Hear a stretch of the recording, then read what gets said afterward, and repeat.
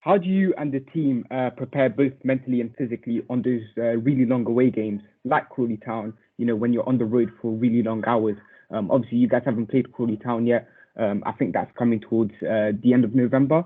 But how do you guys prepare both mentally and physically on those really long away games? And how does that compare to when you're playing more of a local rival side like Bradford City?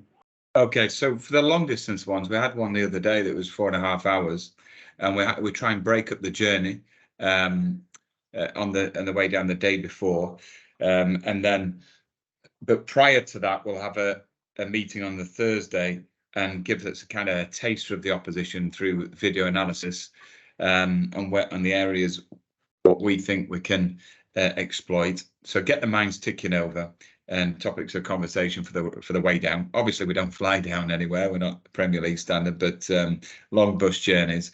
We break the journey up, go to services, and then we'll train the day before a game and go through the shape of the team and try and stimulate thoughts there and get them talking it over and having real clarity. And then we all eat together in the evening, then the morning of the game, and then have another meeting, video analysis meeting, where we try and piece it all together. My question was, I've seen that you played the 4-2-3-1 formation most games this season. Is the 4-2-3-1 formation the one that you like to play the most with your players, or is there a particular one you've always preferred? I wouldn't say we've always preferred it, but we've designed this squad around it, and we believe that if we can get the most out of our players, we recruited for it, so we'll get the most out of our players by keeping with it. In recent weeks, probably over the last 4 or 5 weeks, we've changed our strategy in terms of the defensive, how we set up, and we've retreated to the middle third of the pitch. And that's made it more compact and slowed attacks up from the opposition to make it easier. Look at the defensive record we've improved as a result of that, and getting everyone on board with their defensive duties. In the summer, we did recruit for this system. I feel that, yes, you might tweak it in games and go 3 at the back if you're chasing, or slightly alter it. We've gone like a 4-2-4 as well at times when we're really pressing hard. But generally, I think the modern day player appreciates it when you're steady with it and a light touch, and always continue to improve what you're striving for, but within the same system. So it seems to add consistency and a true identity. Hi, just ahead of your game against Stockport on Saturday, when you're playing a team that's flying so high at the top and they've won their last 6 games, do you have to change your preparation for that, or do you have to get in your players' heads to give them the belief that they can upset a team that's doing so well? I mean, I watched the majority of their game back from Saturday, and I think it's an exciting one to look forward to, but I feel that if we can excite our players and take the pressure off them and say, look, they've won 6 on the bounce or second, they're expected to be up there. And it was vital that I thought we'd put in a good performance on Saturday, so we can look forward to one of the more daunting prospects on paper, but without pressure and with a consistency of message and excitement growing in our camp, we can make it a really good day to look forward to. So we won't be tweaking too much, but we will identify their obvious strengths. Obviously, speaking of Stockport next week, you've got Accrington Stanley on tomorrow night. How are you looking forward to using that to potentially help getting through to the knockout stages, but also preparing for such a big game like Stockport? Yeah, well, there'll be a few changes to their lineup.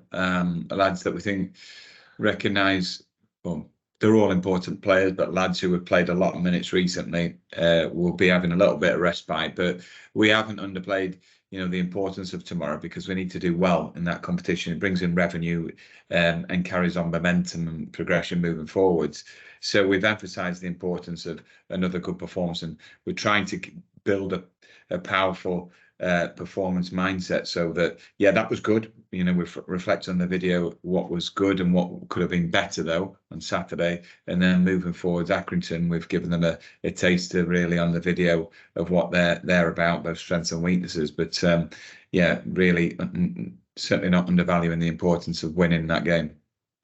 So just a quick follow-up question as well. Obviously, you've played those guys already this year. How are you looking to get one over them after what they did at their place back in August with that 2-1 win?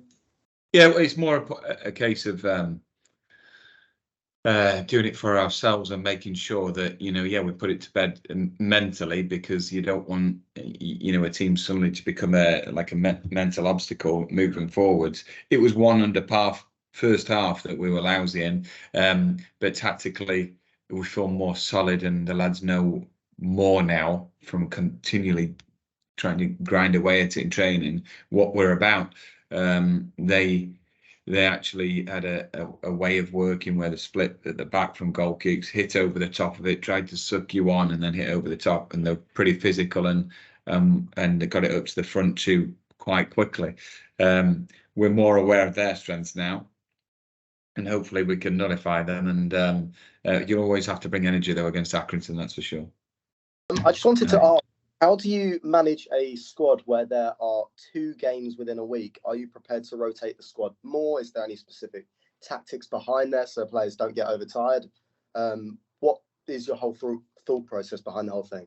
Yeah, well, we've evolved as a club, and we've had to, because of the injuries that we've suffered around this time of the season, the last couple of years, which has scuppered our ambitions. So we've invested heavily in strengthening equipment, and also equipment that show indicators of muscle weakness or fatigue, and we have continual hydration tests each day, and they're all up at a tiredness or a lack of recovery, and so with 2 games per week, it's a heavy workload in football, probably more so than any other sport, when they're covering 12 kilometres a game, some of them.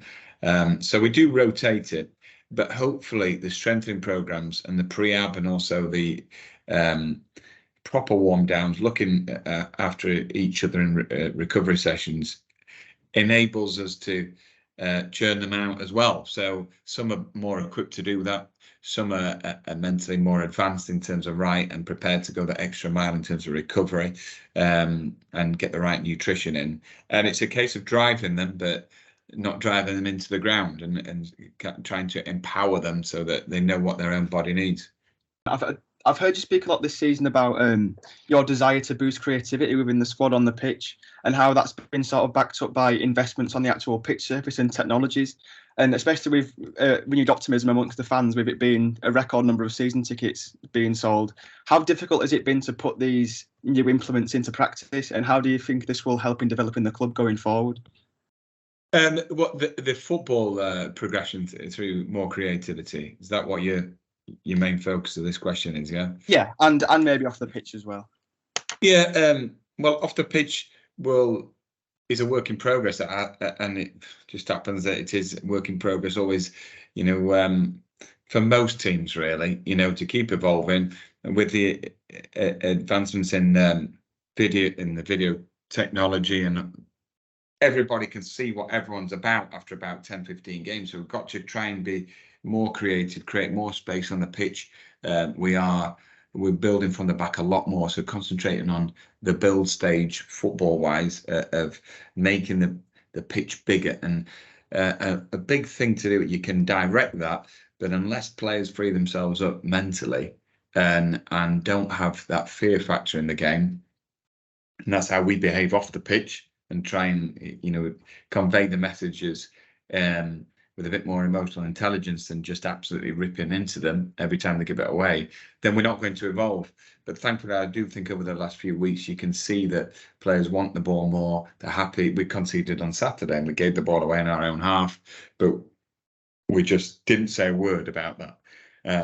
We just want recoveries to be quick, but because we want to empower lads and encourage them to really be more creative. And then when it comes to the final third, be attractive on the eye, but really try things. And the creative talents have to be freed up mentally. We've got a mindfulness coach as well who comes in. She comes in once or twice a week, and we hope that will free up the mind for football and performing to good levels. Off the pitch, the work in progress is reaching out even more to a wider audience. We've got a good population within the local area. and we're trying to entice them in, even as Leeds' second favourite team.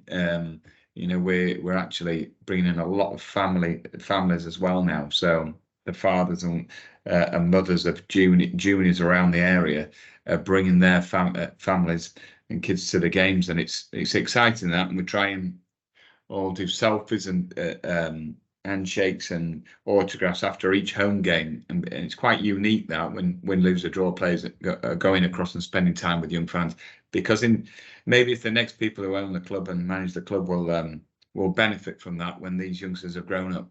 Hi Simon, just a quick question regarding tomorrow's game. Is it a chance to rest key players for Saturday's game against Stockport and potentially give some younger players a run out, or will you be fielding a strong lineup? Yeah, a bit of a mix, really. There's certainly some a younger element being involved, and also players who could do with that morale boost of playing some minutes, because there are senior players who haven't had as many minutes recently, but they're all good players, and we want them to all feel good, because it only takes one or two to drop out through injury, and you look behind you on a match day and think against Stockport and think, oh, okay, we really need you. So it's beneficial, this cup, to blood people and give them minutes under the belts. But when we don't want to undervalue these members of the squad, so we're saying that you can win, you can go out and perform, even to a better level than we performed Saturday, because each time we play, we learn, we reflect, whether we perform well at the weekend, but we can score more goals, we can create more opportunities to score, and deprive the opposition of opportunities for them to score as well. And until we do that perfectly well, we have to keep working at it.